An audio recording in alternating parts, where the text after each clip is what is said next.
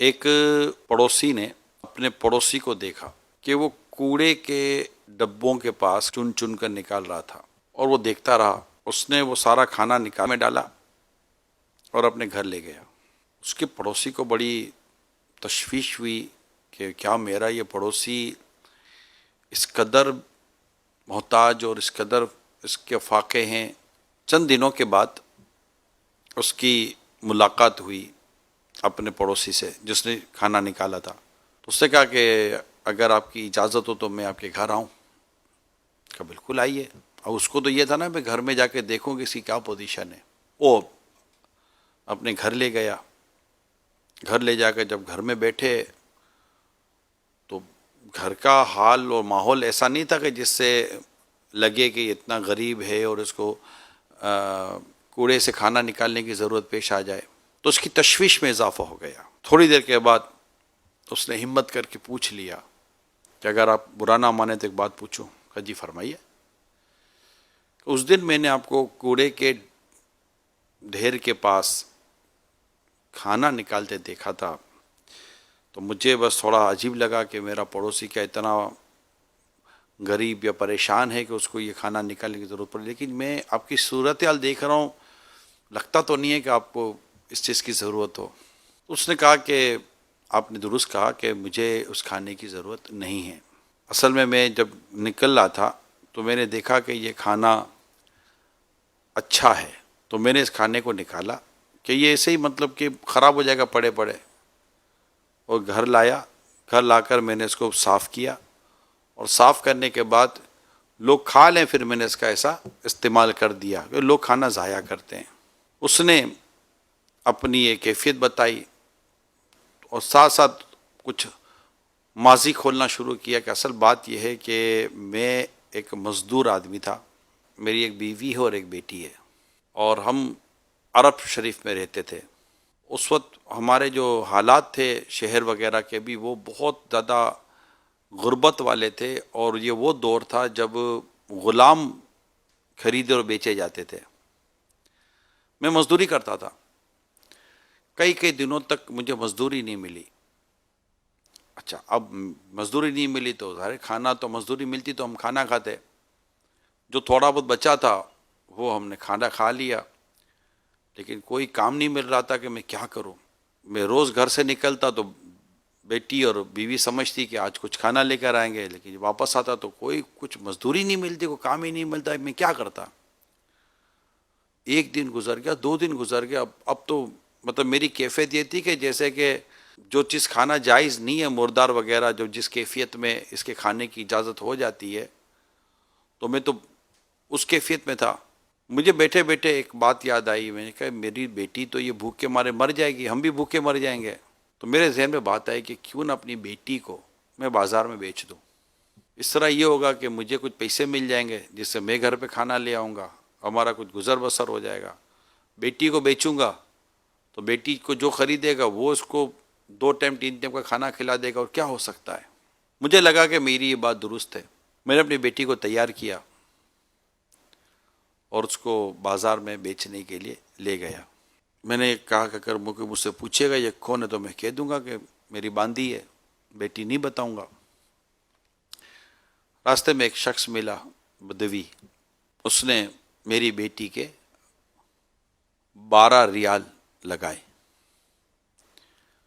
اور اس بھوک کے مارے مفلس باپ نے 12 ریال میں اپنی بیٹی بیچ دی۔ وہ بدوی جو تھا وہ بیٹی لے کر چل پڑا۔ یہ وہاں سے 12 ریال لے کر منڈی آیا کہ میں کچھ لوں، بولا اب کھجوریں ہیں، بہتر کہ وہ لے کر فوراً بھوک مٹائی جائے۔ اس نے 2 ریال کی کھجوریں خریدی اور کھجوروں کو بورے میں ڈلوایا۔ اب اتنی طاقت نہ تھی کہ بورا اٹھائے، تو اس نے ایک مزدور لیا کہ بھائی یہ بورا لے لو اور اس سے اتنی اتنی کھجوریں مل جائیں گی، تم گھر تک مجھے پہنچا دو۔ 2 ریال کہ میں نے کھجوریں خریدی تھیں، 10 ریال میرے پاس بچ گئے۔ میں آگے بڑھا، میں گھر کی طرف جا رہا تھا، مزدور میرے پیچھے پیچھے تھا۔ اب کیا ہوا کہ میں گلی کے لیے مڑا، اور وہ پتہ نہیں مزدور کدھر رہ گیا، وہ کہیں اور مڑ گیا۔ اب مجھے کہ مزدور میرے پیچھے آ رہا ہے۔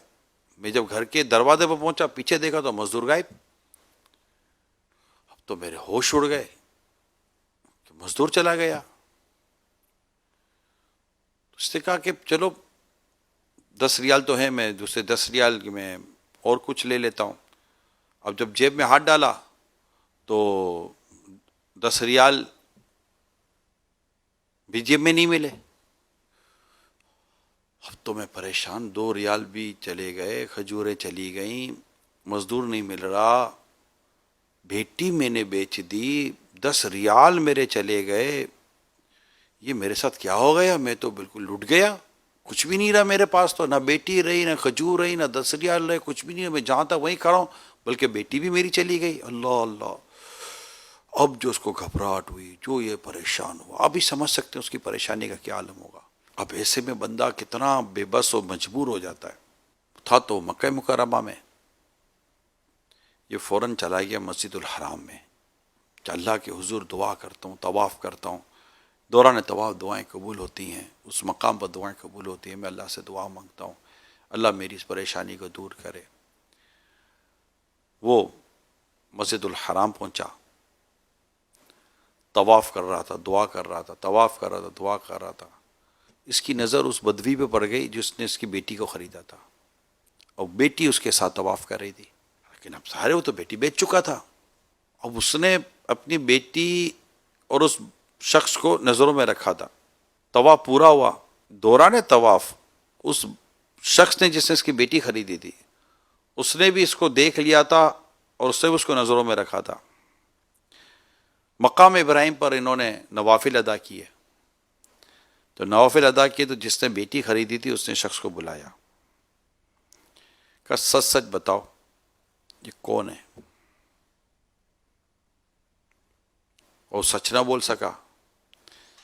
اس نے کہا دیکھو میں نے اسے پوچھ لیا ہے, تم اس کے باپ ہو, تم نے اپنی بیٹی بیچ دی. ایسا کیا ہو چکا تھا کہ تم نے اپنی بیٹی بیچی؟ اس نے اپنی پوری کہانی سنا دی. وہ جو شخص تھا وہ بڑا نیک دل انسان تھا. اس کے پاس 30 ریال تھے. کہا دیکھو میرے پاس 30 ریال ہیں, آدھے تمہارے آدھے میرے, یہ لے جاؤ اور اپنی زندگی کو اچھے انداز سے شروع کرو. یہ بیٹی بھی اس کو واپس کر دی, 15 ریال بھی دیے, اور کہا اب تم جاؤ. اس نے اللہ کا شکر ادا کیا. جیسے وہ مسجد الحرام سے باہر نکلا اور منڈی سے گزرا تو سامنے اس کو مزدور نظر آ گیا. وہ منڈی گئے کہ چلو بھی جاتے, یا 15 ریال تو مل ہی گئے تھے کہ اب کچھ خریدوں. بازار میں جائے, جیسے ہی بازار گیا تو بازار وہ مزدور کھڑا تھا.